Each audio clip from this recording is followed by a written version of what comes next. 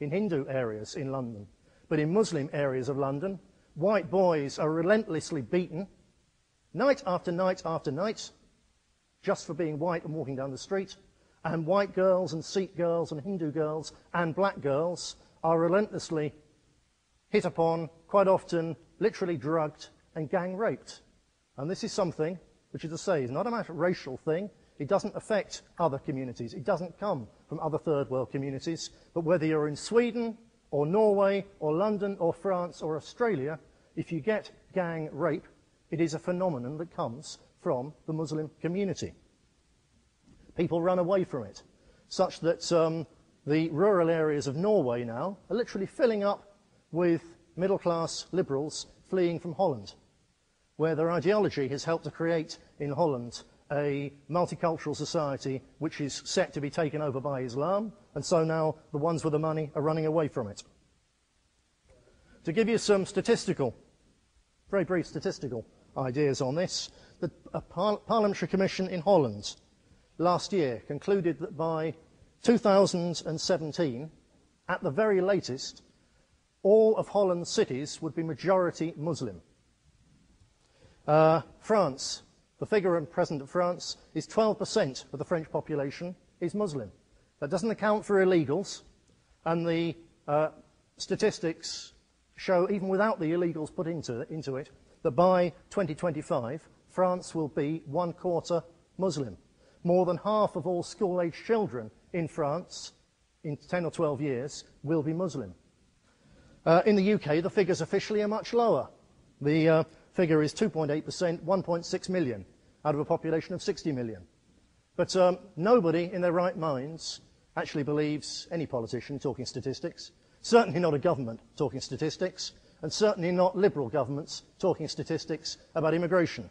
You see, the day before the 7/7 bombings in London, where the tube station and the bus were blown up, all the establishment politicians talking about how important Islam was to Britain's society, what a contribution Muslims made, was saying there are now nearly 4 million Muslims in Britain. 2 days after 7/7, there was 1.6 million. So somebody is lying, and usually with immigration statistics, it's the liberals in the media and in government. Simply put, all over Europe on average, Western Europe I'm talking about, not the East, Western Europe, between 16 and 20% of all children are from Muslim families right now. That's the picture of the future. The estimates of how many there are range from 25 million up to Muammar Gaddafi's 50 million, out of a population of 450 million. And it's set, whatever figure you take, it's set to double without a shadow of a doubt by 2025. On top of that, the European Union intends to allow Turkey to join, which overnight is a further 68 million Muslims. It's a huge, huge thing that's happening in Europe. As this increases, it has a self-fulfilling effect as well. It's a virtuous spiral, if you like it, or a vicious spiral if you don't like it. Not least because of the huge implications to the taxes that are paid by people from other communities. To give you just 2 examples of that. In Denmark, Muslims at present officially make up 5% of the population, but they take 40% of all the money spent on welfare benefits. This is not overall. Obviously, some Muslims are very hard-working, but overall, on average, statistically, this is not a hard-working population. This is a population living on the back of all the other communities.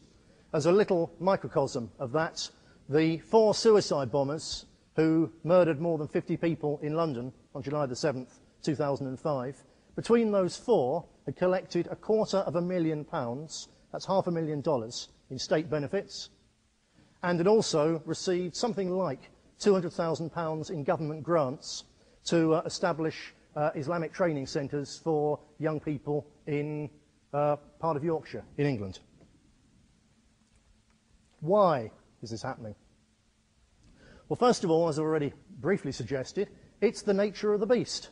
Islam is a religion in which heaven is attained by what you do in this world to spread Islam.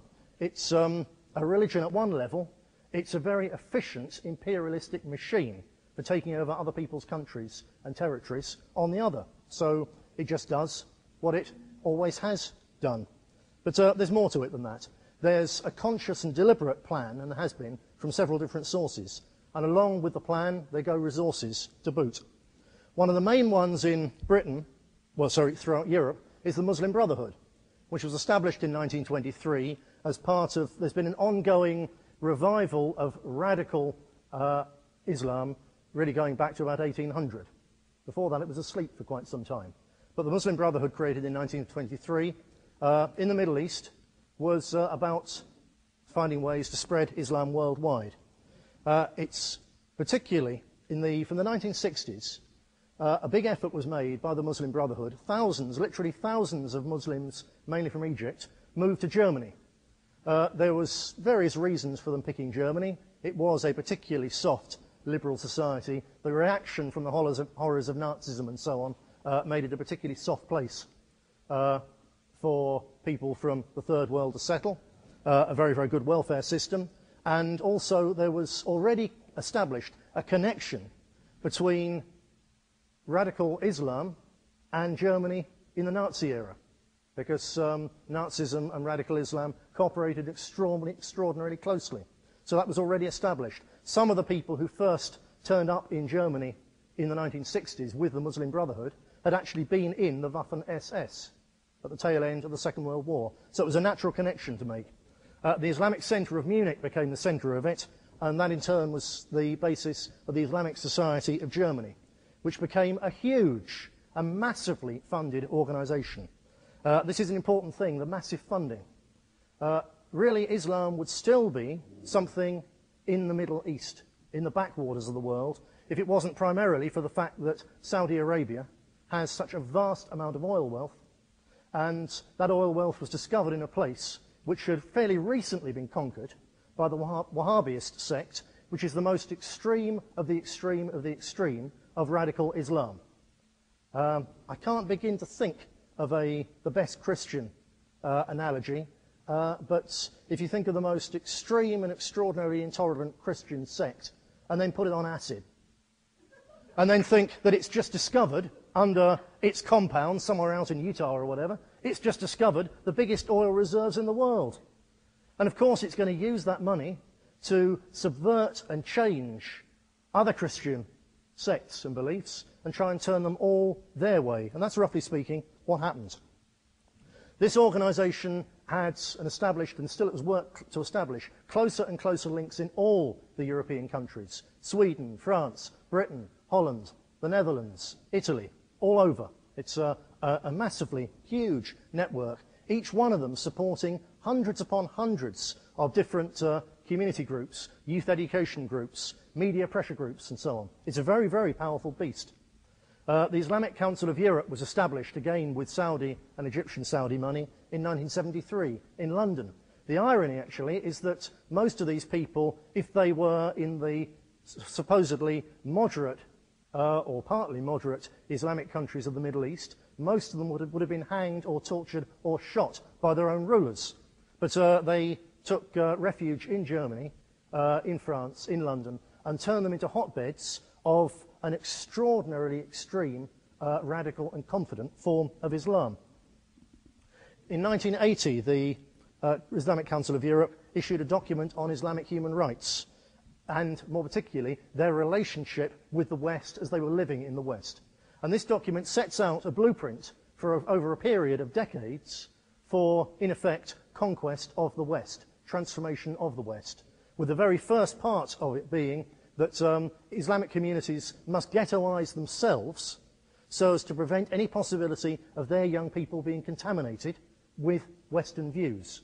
That's the very start of it, and then spreading out from those ghettos.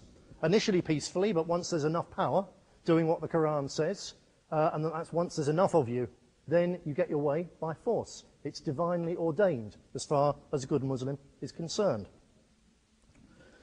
There's other strands of radical Islam as well. Britain in particular is affected by the Deobandi strand. Basically, in simple terms, the Wahhabis sent missionaries to India when it was the whole of India before it was divided in 1948, and that mutated into a strand called Deobandism, which is